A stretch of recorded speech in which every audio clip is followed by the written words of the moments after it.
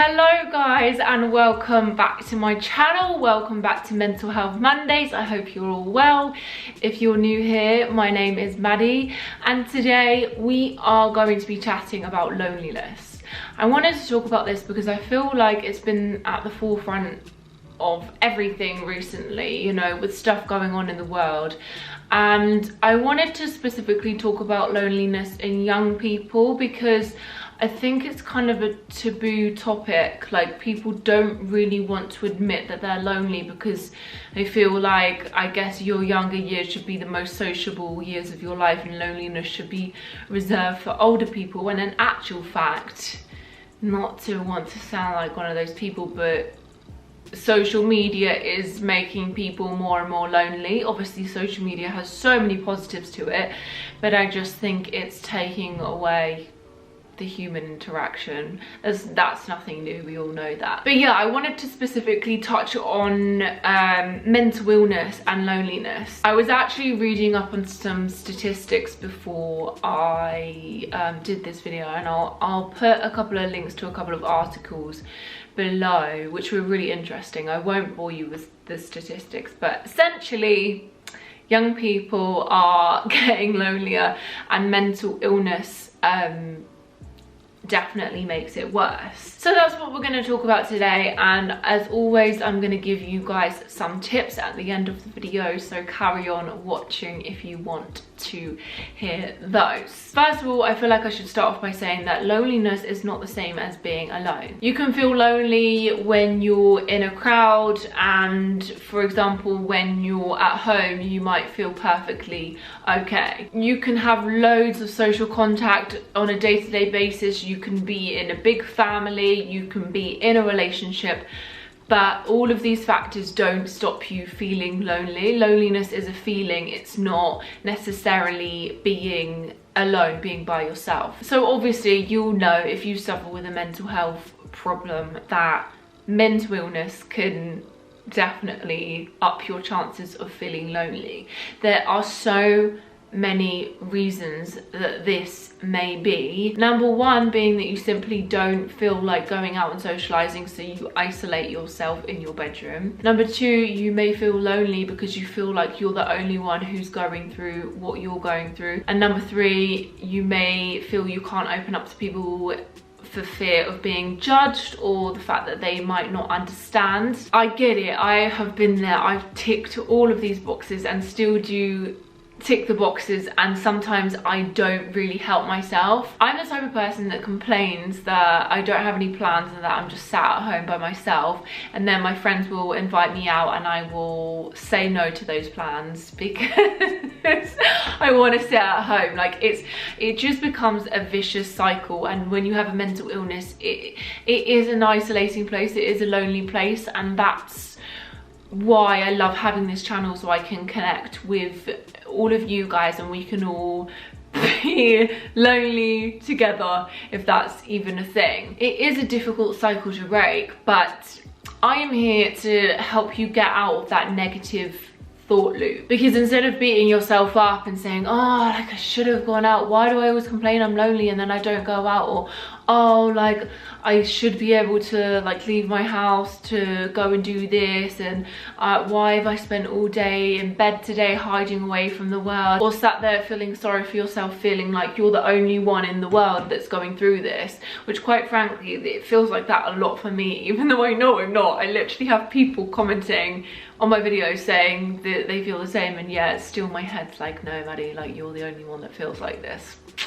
Not true. I feel like a lot of people don't want to admit that they feel lonely sometimes, and it's okay to say you feel lonely sometimes because we all do. So here are my tips for combating the feeling of loneliness. Number one, get out and about each day and have some form of interaction. I've said this in so many of my videos, and like, I'm my worst enemy when it comes to this, because like I say, like I complain that I feel lonely and then I don't go out and do these things, but I feel so much better for doing it. It's one of those things where like it's not necessarily that enjoyable in the lead up to it, but once you've done it, like it may not, but on the whole, it makes you feel better. If you have an interaction, say you're walking your dog and you just say hello to another dog walker, or if you've popped to the shop to get something and you have a conversation with the person at the cashier, it can be that simple. But just getting out and about, going somewhere, wherever you want to go each day. I mean, a lot of you may be going to uni, maybe going to college, like use that as an opportunity to try and be as social as you can. Number 2 is meeting new people. I constantly have people in my DMs that say that they have no friends but they don't know how to meet people. I always recommend the app Bumble. This is not sponsored. I wish they sponsor this, because I've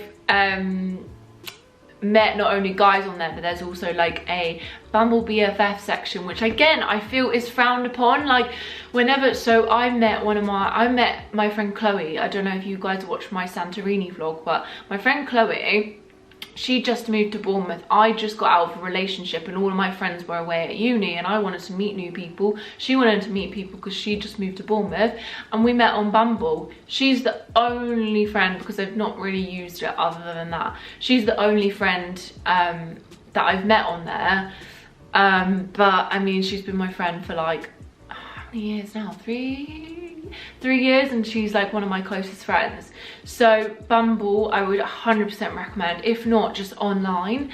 And I think finding people with similar interests to you, whether that be the music you're into, or even the people that are going to comment on this video, like you guys. I always talk about this, and I really should get around to doing some kind of like Facebook page so you can all like meet and we can all like just chat about mental health and stuff like that. Online communities, chat forums and stuff like that are always great ways to meet people. Number 3 is scheduling in time with friends, in person / virtually. Obviously with the current circumstances we can't always meet up in person, so scheduling in FaceTimes with people, you know, taking time out your day to voice note them or call them, or just, I always feel, the thing is, like, again, I avoid this, like I avoid speaking to my friends on the phone, and then as soon as you do, you feel so much better because you've talked about what's on your mind. Where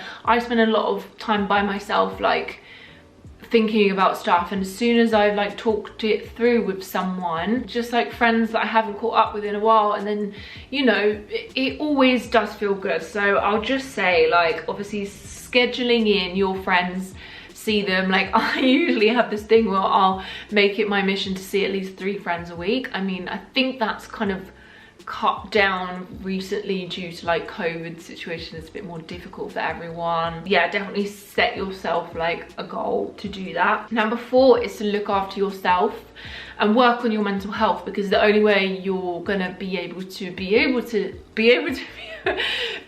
leave the house is by bettering your mental health. And it is just important on the whole to look after your physical and your mental health. Make sure you're getting enough sleep, make sure you're eating well, because all of these are gonna make you more able to tackle the day and to be able to actually make the steps to become less lonely. And I do think a lot of it is also down to mindset, because, well, for me, I live alone and I absolutely love it. Like some days obviously it is hard and I do feel lonely, but I think definitely having dogs helps me. But I also think I try and use the time that I have by myself to my advantage, by either doing stuff that I enjoy, or just taking time to like learn and think about, like, I do a lot of thinking about life, let's say that. And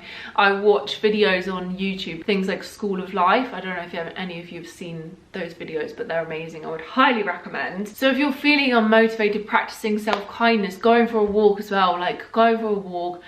Don't want to be one of those people that's like, be amongst nature, but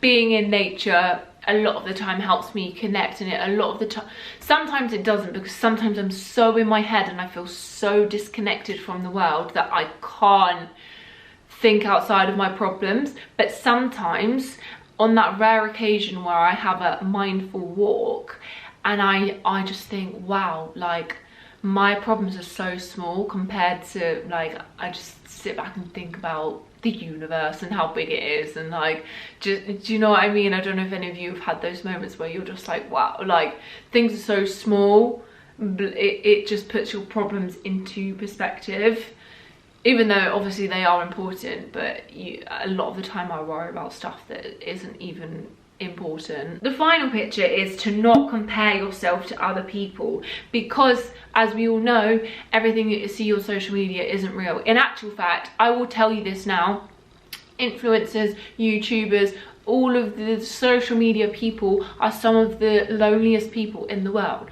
Our job is essentially like, obviously for me it's I live by myself, so like I live by myself, I work for myself, like a lot of my life is just me, and I'm quite happy for now for it to be that way. And I know other influencers aren't like that, but like we spoke about, even if you're in a relationship, like I've felt lonely in relationships. I've felt lonely when I've been in my household, which there's 6 of us in my family, you know, it doesn't matter. Our job, like there's no human interaction. The only interaction we get is online. There's no like Linda who sits across from me at a desk at office that I can have a gossip with.